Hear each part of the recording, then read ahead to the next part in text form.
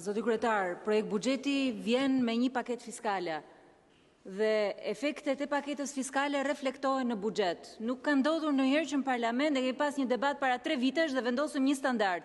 Nuk ka ndodhur ndonjëherë në parlament që të vi projekt buxhetit prezantohet këtu pa pasur paketën fiskale. Është një standard që nuk e shkelim dot dhe lexojeni rregulloren dhe nuk thuhet projekt buxheti dhe paketa fiskale. Efektet e paketës fiskale, ndryshimet e taksave janë reflektuar këtu në projekt buxhet me të ardhurat. Çfarë do miratojmë ne këtu kur nuk kemi një paketë fiskale?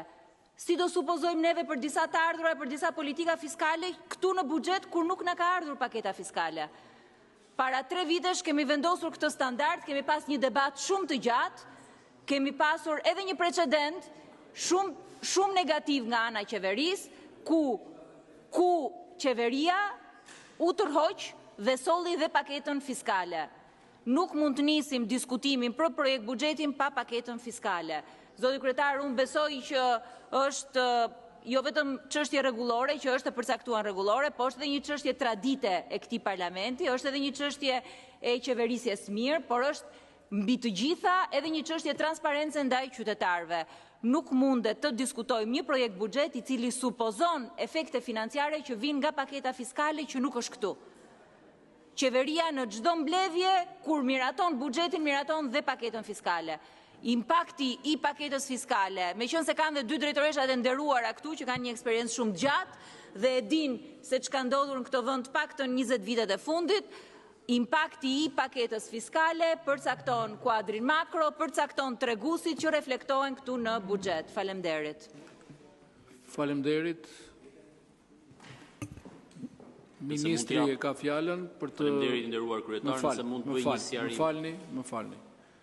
Ministri e ka fjalën edhe për të sqaruar lidhur me pyetjen me paketën fiskale, ndërkohë që sa për informacione dhe për anëtarët e tjerë të konferencës, neni përkatës i rregullores, neni 78 nuk bën fjalë, nuk kushtëzon prezantimin e buxhetit me paketën fiskale.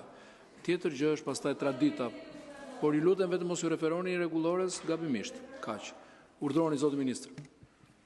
Ju falenderit i nderuar kryetar, për sa i përket çështjes së paketës fiskale, paketa fiskale aktualisht është në konsultim me grupet e interesit dhe kryesisht me faktorin ndërkombëtar, duke qenë se ne jemi duke bërë dhe një parafrim të legjislacionit ton tatimor dhe doganor me direktivat e Bashkimit Evropian, dhe në këto kushte jemi të detyruar që këtë paketë fiskale ta konsultojmë dhe me ta përpara se sa ta sjellim në parlament për miratim, paketë e cila do të vijë gjatë javës së ardhshme këtu për të diskutuar. Nuk presim ndryshime në paketën fiskale, por për procedurë do duhet t'ju përcjellim edhe atyre në mënyrë që të marrim një dritë jeshile për ndryshimet që kemi propozuar. Ju falemnderit. Zoti Balla, më pas zoti Bardhi. Zoti kryetari Kuvendit,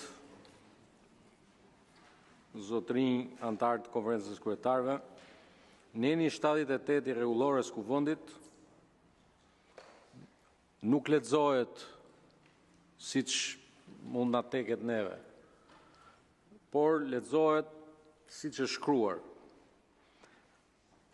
Ne jemi sot të njoftuar nga kryetari i Kuvendit sipas të gjithë rregullave procedurale të Kuvendit për të dëgjuar nga ministri paraqitjen e projektligjit buxhetit të shtetit. Kur të na njoftoj kryetari i Kuvendit për projektligje të mbërritura në Kuvend financiar, do mblidhemi prapë. Pika 1, pika 2, pika 3, e më pas neni 79 i plot për kalendarin e shqyrtimit të buxhetit apo të ligje financiare është gjë tjetër.